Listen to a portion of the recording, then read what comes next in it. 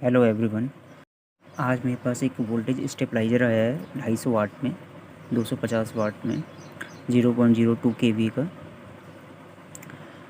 उसमें प्रॉब्लम ये है कि वोल्टेज को जब ज़्यादा वेरी कर रहे हैं, मतलब 250 से ऊपर 300 की तरफ वोल्टेज आ रहा है, तो रिले कट नहीं कर रही, रिले आवाज़ कर रही है। मैं मार्केट गया था सर्किट के लिए, तो मुझे वो सर्किट मिला नहीं। एक्चुअली में वो सर्किट ख़त्म हो गया था शायद, तो मैंने सोचा कि अपने हाथ से वो सर्किट बना लिया जाए। तो उसके लिए मैंने जब उसको ओपन किया था, उसके अंदर कुछ ऐसा सर्किट मिला। इसमें ये 10 किलो ओम का प्रीसेट लगा था, जिसको हटा के मैंने 20 किलो ओम का प्रीसेट लगा रखा है। यहाँ पर ये पुराना जो है प्रीसेट है। ये पहले ऐसे ही प्रीसेट चलते थे, अब तो ऐसे नहीं आते हैं, अब कुछ ऐसे ही आते हैं। तो हम इसका एक सर्किट डायग्राम बना लेंगे, उसके बाद हम इसको खुद डिज़ाइन करेंगे और खुद बनाएंगे। यहाँ पर हम जो कंपोनेंट देख रहे हैं, सबसे पहले एक कैपेसिटर और एक डायोड लगा हुआ है। तो कैपेसिटर पैरेलल लगा हुआ है डायोड के। ये डायोड है, ये कैपेसिटर की फर्स्ट लेग है, ये सेकंड लेग है। यहाँ पर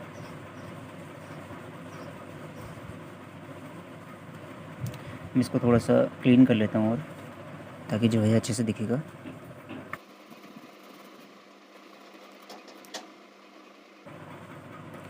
ट्रैक अब साफ दिखने लगे, ठीक है। कैपेसिटर का पॉजिटिव जो सिरा है वो यहाँ लगा हुआ है। तो ये कुछ ऐसा है। अगर हम इसको देखें, तो हम अगर इसको ड्रॉ करें तो कुछ ऐसा ड्रॉ है कि यहाँ पर एक पॉइंट यहाँ पर है, एक पॉइंट ये है, ये यहाँ पर एक एसी सप्लाई, मतलब ट्रांसफार्मर की एसी सप्लाई हमने यहाँ पर दे दी है 12 वोल्ट।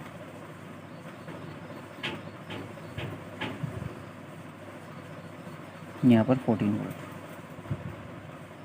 क्योंकि ऑटो ट्रांसफार्मर को जब हम वेरी करते हैं, आगे तरफ वोल्टेज बढ़ाते हैं, तो 12 से 14 वोल्ट की तरफ जाता है। जितनी ज़्यादा वोल्टेज प्राइमरी सेक्शन से बढ़ेगी सेकेंडरी के लिए, ऑटो ट्रांसफार्मर के लिए, जब हम प्राइमरी को वेरी करेंगे, रोटेट करेंगे, तो सेकेंडरी में वोल्टेज भी बढ़ेगी।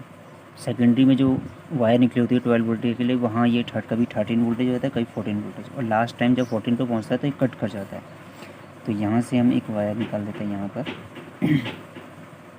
ये नेगेटिव, ये यहाँ पर, और ये एक वायर यहाँ से एक डायोड के लिए। ये एक डायोड लग गया यहाँ पर। यहाँ पर एक कैपेसिटर का सिरा,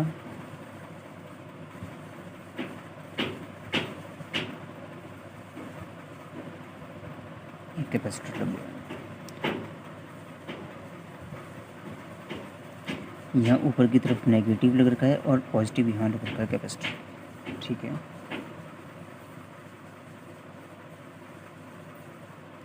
अब यहाँ पर से एक रजिस्टर निकली हुई है, जो गई है, उसका सिरा गया है रजिस्टर का।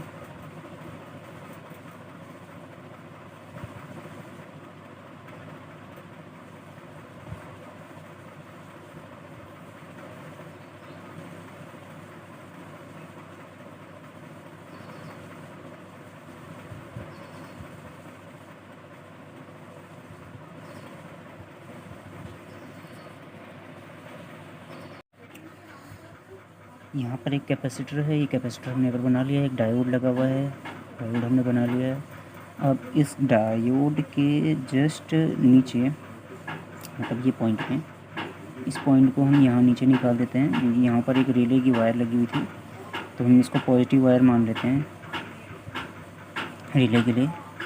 अब यहाँ पर से डायोड के पास में ऊपर एक रजिस्टर लगी हुई है, जो यहाँ पर इसके पॉजिटिव सिरे से यहाँ पर लगी हुई है रजिस्टर, और ये रजिस्टर यहाँ से इस प्रीसेट पे जा रही है।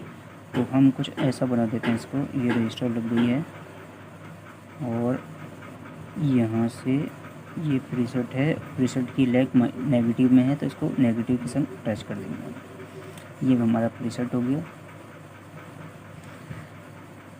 यहाँ हमारा सर्किट यहाँ कंप्लीट हो गया इतना।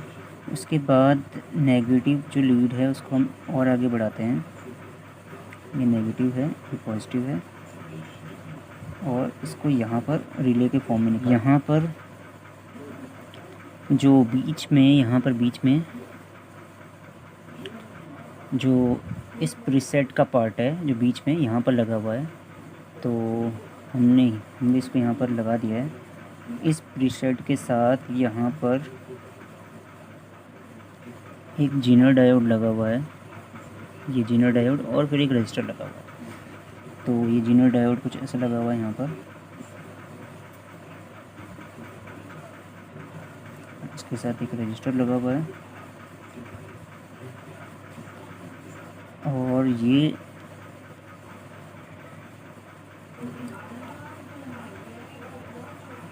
सॉरी यहाँ पर ये रिले नहीं लगी हुई है, ये यहाँ पर जाके ख़त्म होता है, यहाँ पर जाके ऐसे करके।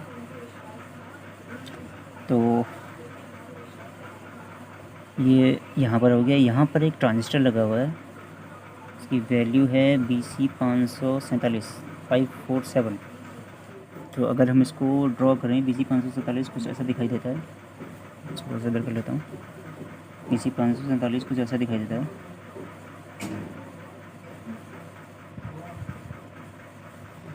यहाँ पर ये 3 नंबर की लैग हो गई, ये 2 नंबर की और ये 1 नंबर की। और ये ट्रांजिस्टर जो है आपका, ये ट्रांजिस्टर आपका NPN टाइप का ट्रांजिस्टर है,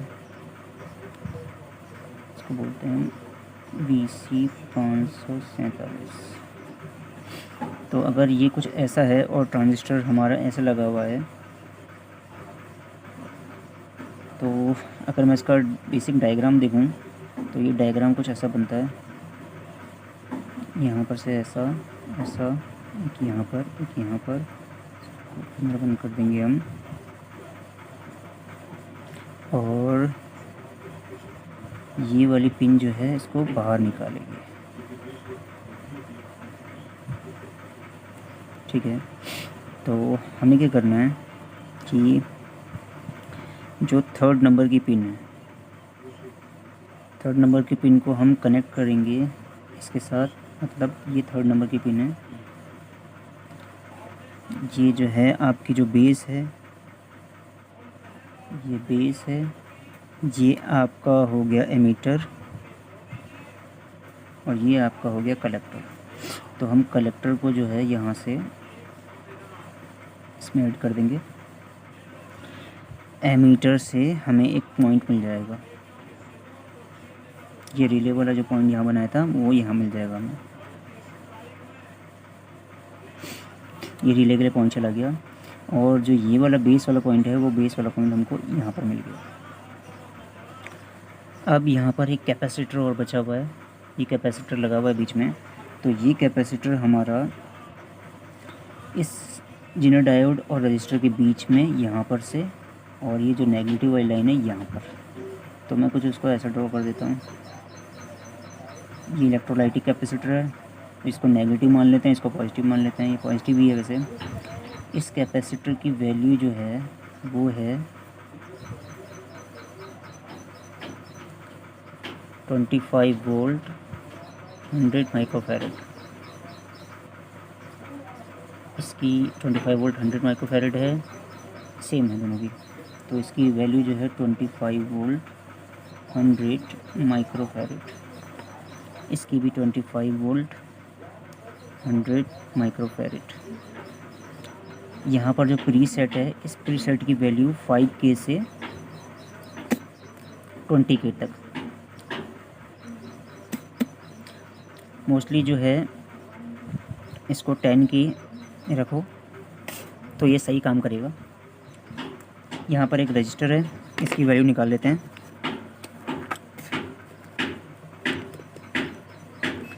$200K पे मैं इसको सेट कर लेता हूँ, और ये रजिस्टर की वैल्यू, ये रजिस्टर हमारा यहाँ पर से यहाँ पर लगा हुआ है।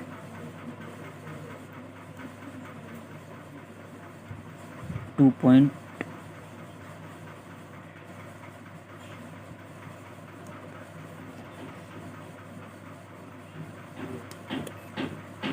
20K पे करके देख लेते हैं। इसे 1.47K का जो है ये रजिस्टर है यहाँ पर, यहाँ पर जो रजिस्टर है ये है 1.47 के का, किलो ओम का। ये जीना डायोड जो है हमारा, ये लगेगा 7.1 वोल्ट से लेकर 9.1 वोल्ट तक जीना डायोड। ठीक है, ये हमारा हो गया BC547 NPN ट्रांजिस्टर। अब यहाँ पर ये रजिस्टर बची है, इस रजिस्टर की वैल्यू निकालते हैं हम। यहाँ पर मैं इसकी वैल्यू लिख देता हूँ। तो इसके लिए मैं जो है इसको 20 के पे रख के, यहाँ पर इसकी रजिस्टर है ये जो बीच में लगी हुई है, इसका मतलब एक लेग ये है और एक लेग ये लगी हुई है, इन दोनों के बीच में लगी हुई लेग 0.212 समथिंग, 2 के पे रख लेते हैं, 0.216। इस चार्ट के हिसाब से जो गोल्ड होता है, जो गोल्ड कलर होती है स्ट्रिप, ये 0.1 की टॉलरेंस के साथ होती है। मतलब कि आपकी मल्टीप्लायर होगी, जो थर्ड नंबर होगा उसके संग मल्टीप्लाई होगी 0.1 की। अगर यहाँ पर कोई गोल्ड स्ट्रिप है तो यहाँ पर 2 गोल्ड स्ट्रिप है तो ये 5 तो इसकी टॉलरेंस हो गई, और ये 0.1 के संग मल्टीप्लाई हो जाएगा तो ये 2 पॉइंट समथिंग जो भी आ रहा है 2.16 ये आ जाएगा यहाँ किलो ओम में। ये किलो ओम नहीं है, ये ओम है, किलो ओम नहीं, ये ओम में आएगा, ये ओम में आएगा 0.216 ओम में। ये इसका सर्किट डायग्राम है, मैं इसको अभी बनाता हूँ, इस ब्रेड बोर्ड में बनाता हूँ। एक ब्रेड बोर्ड में भी तो नहीं कह सकता मैं, बट मैं इसके क्या करता हूँ, कंपोनेंट को निकालता हूँ।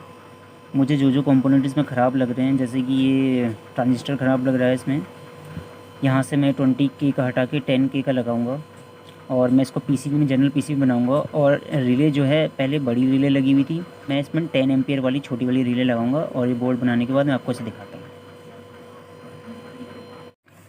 यहाँ पर मैंने कुछ कंपोनेंट लिए हैं, जैसे कि ब्रेड बोर्ड ले लिया यहाँ पर, तो इसको से ब्रेड बोर्ड निकाल लेता हूँ।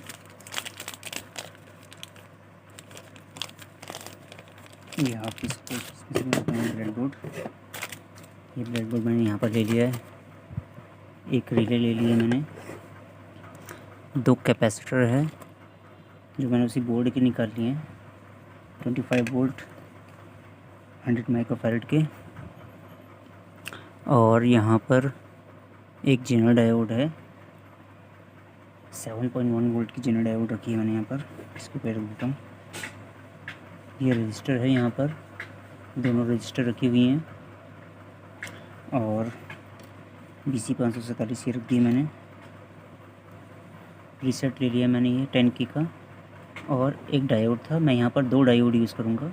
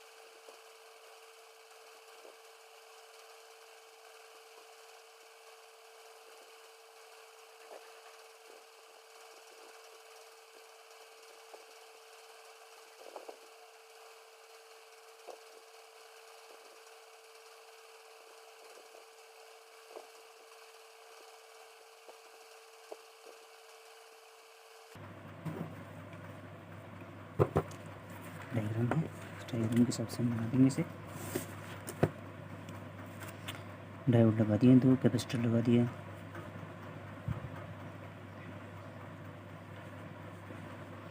पॉजिटिव से एक रजिस्टर,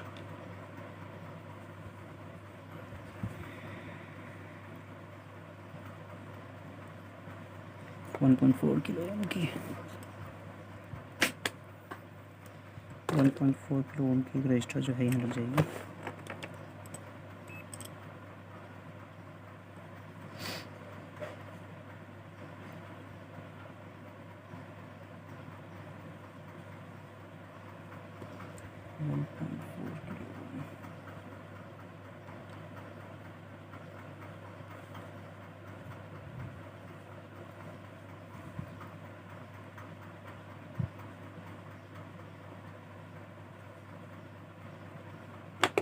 वन पॉइंट फाइव की यहाँ की रजिस्टर हो जाएगी।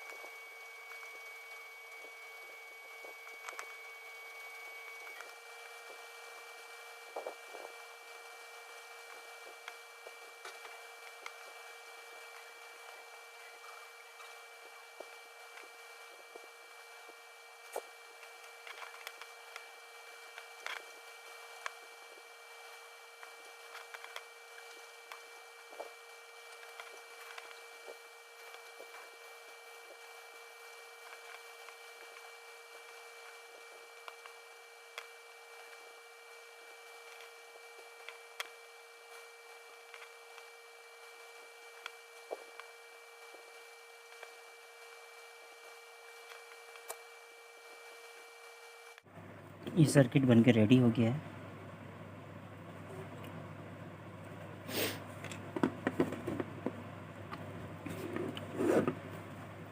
और मैंने इसी डायग्राम के हिसाब से बनाया है। डायग्राम मैंने भी बनाया था, इस हिसाब से बनाया है। यहाँ पर जहाँ पर आपकी 1.47 किलो ओम की है, यहाँ पर आप 1.5 किलो ओम की रजिस्टर भी लगा सकते हैं। और यहाँ पर आप NPN का ट्रांजिस्टर BC540 यूज़ किया है। आप कोई दूसरा भी ट्रांजिस्टर यूज़ कर सकते हो, जो 100 वाला आता है वो भी यूज़ कर सकते हो, ये मत करना। यहाँ पर मैंने 10K का प्रीसेट यूज़ किया हुआ है। यहाँ पर मैंने 2 डायोड यूज़ किए हैं। यहाँ पर मैंने एक डायोड और यूज़ किया हुआ है, एक डायोड ऑलरेडी है, एक डायोड और यूज़ किया है मैंने यहाँ पर।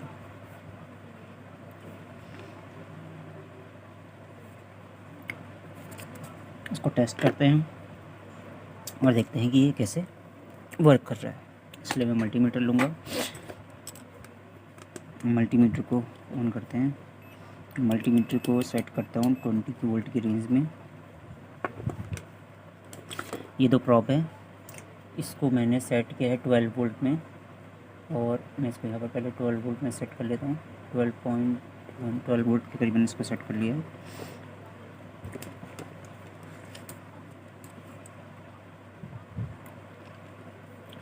ट्वेल्व पॉइंट थ्री,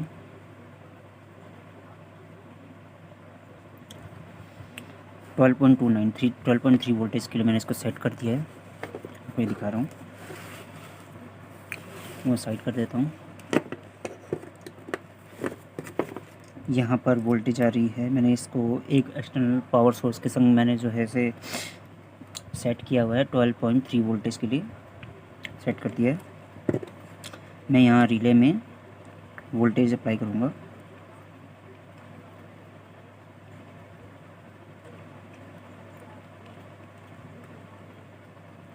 क्योंकि ये डीसी वोल्टेज है तो मैं इसको यहाँ पर डायरेक्ट यहाँ पर अप्लाई करता हूँ। डीसी वोल्टेज को, नेगेटिव को यहाँ पर मैंने अप्लाई कर दिया। एसी वोल्टेज मेरे पास अभी सोर्स नहीं है तो मैं डीसी वोल्टेज का यूज़ कर रहा हूँ।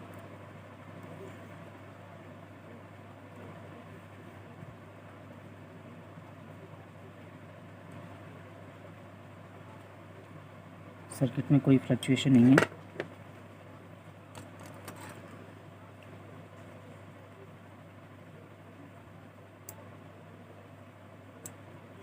तो मतलब रिले पे यहाँ पर वोल्टेज आ रही है कुछ 10 वोल्टेज के करीबन यहाँ पर आ रही है। ठीक है, अब मैं क्या करता हूँ कि इसको सेट करता हूँ। यहाँ पर रिले कट हो गई थी, यहाँ पर थोड़ा सा और बढ़ाता हूँ, यहाँ पर करते हैं, और यहाँ पर आ रही है करीबन 0.67 वोल्टेज। ठीक है,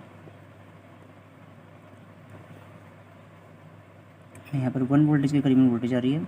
मैं यहाँ पर वोल्टेज बढ़ाता हूँ, वेरी करता हूँ वोल्टेज को। मैं यहाँ से 12 वोल्टेज से और बढ़ाई मैंने वोल्टेज को, 13 वोल्टेज हो गई है, और ये एक वोल्टेज मैंने 14 वोल्टेज के करीबन रख दिया है। मैं यहाँ पर चेक कर लेता हूँ 14 वोल्टेज आ रही नहीं आ रही है। 14.1 वोल्टेज आ रही है। ठीक है,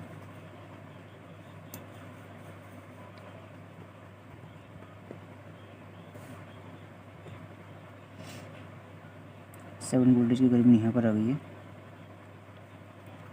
13.42 वोल्टेज। ठीक है,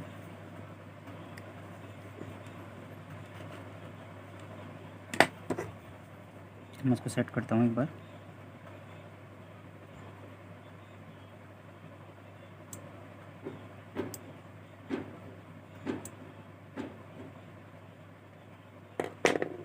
ठीक है, यहाँ पर वोल्टेज आ गई प्रॉपर, इसलिए कट कर रहा है।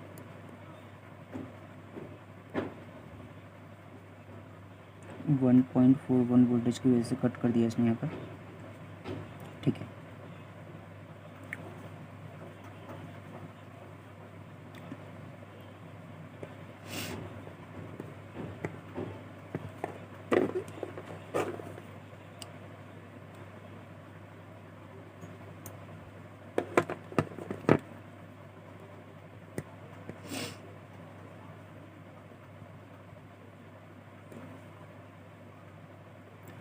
इलेवन पॉइंट 47 वोल्टेज के करीबन वोल्टेज आ गई। ठीक है,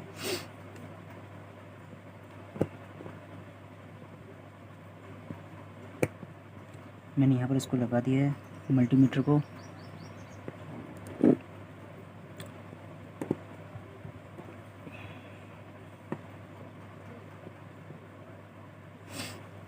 वोल्टेज को ड्रॉप करता हूँ मैं।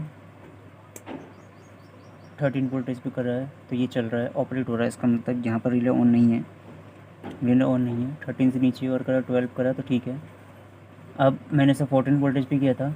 मैं इसके लिए दूसरा मल्टीमीटर भी यूज़ करता हूँ, ताकि आपको दिख जाएगी मल्टीमीटर में मैं वोल्टेज वेरी कर रहा हूँ कि नहीं कर रहा हूँ। ये मल्टीमीटर आपका वोल्टेज दिखाएगा, जो वोल्टेज पीछे से आ रही है, जो ट्रांसफार्मर की लिस्ट की तरफ से आएगी। करीबन एक्सटर्नल सोर्स लगा रखा है यहाँ पर, मैंने इसके दोनों प्रॉप पे लगा दिया है। और अभी जो है रिले ऑफ है, सॉरी अभी जो है रिले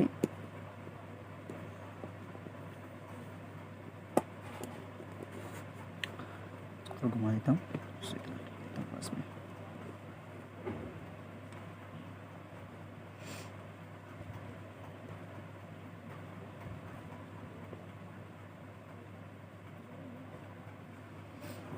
इलेवन पॉइंट टू और ये वाली जो है 0.80। इस टाइम पे रिले अभी आपकी ऑफ है।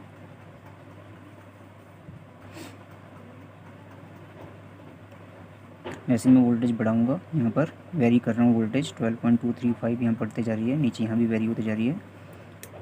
14 वोल्टेज तक पहुँचते ही रिले ऑन हो जा रही है, एक्टिवेट हो जा रही है रिले, और एक्टिवेट होते ही ये सर्किट को ब्रेक कर दे रही है, कट कर दे रही है 14 वोल्टेज से। अब यहाँ 14 वोल्टेज क्यों हो रहे हैं? जब हम ट्रांसफार्मर की रोटरी को घुमाते हैं और प्राइमरी साइड को जब चेंज करते हैं, लूप बाई लूप चेंज करते हैं, तो सेकेंडरी में भी वोल्टेज चेंज होती है।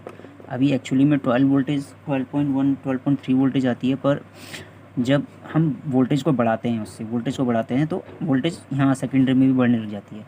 अब जब वोल्टेज बढ़ेगी तो सेकेंडरी साइड में भी बढ़ेगी, सेकेंडरी साइड में बढ़ेगी तो ये सर्किट वर्क करने लग जाएगा। अभी 14 वोल्ट से ऊपर वोल्टेज आ गई, अगर जैसे कि 15 वोल्टेज के करीबन आ गई तो यहाँ 14 दिखाएगा, इससे कोई वो नहीं है। अगर हम इसको और कम करें, 14 को धीरे धीरे करके मैं इसको कम करते जाता हूँ, अगर वोल्टेज ड्रॉप हो रही है, हमको 13 वोल्टेज भी मिल गई है, जैसी 13.7 वोल्टेज पे इस पर सेट किया हुआ है, इससे नीचे वोल्टेज जैसी आएगी, मतलब सेकेंडरी में इससे नीचे वोल्टेज मिलेगी, ये एक्टिवेट हो जाएगा और ये काम करने लग जाएगा। अगर वोल्टेज को मैं और ड्रॉप करते रहूँ तो इससे कोई मतलब नहीं है, रिले भी एक्टिवेट नहीं है, रिले एक्टिवेट नहीं है। यहाँ पर कुछ मिली करंट आ रहा है यहाँ पर, उससे कोई वो नहीं है। ये सर्किट ऐसे ही वर्क करता है।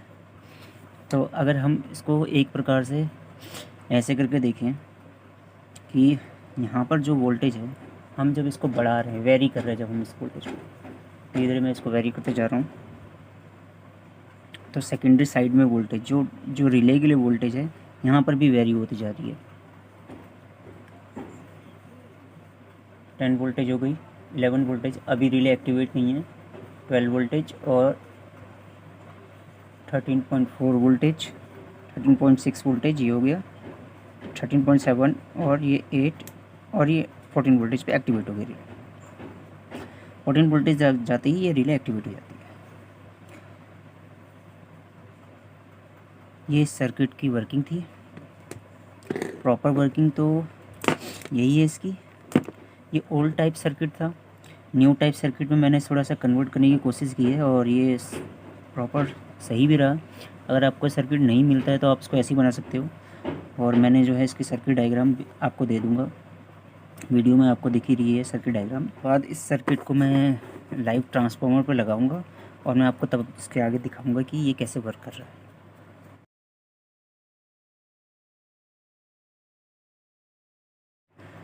बहुत ख्याल रखें अपना। Thank you for watching. Please like and subscribe my YouTube channel Digitek dynamo.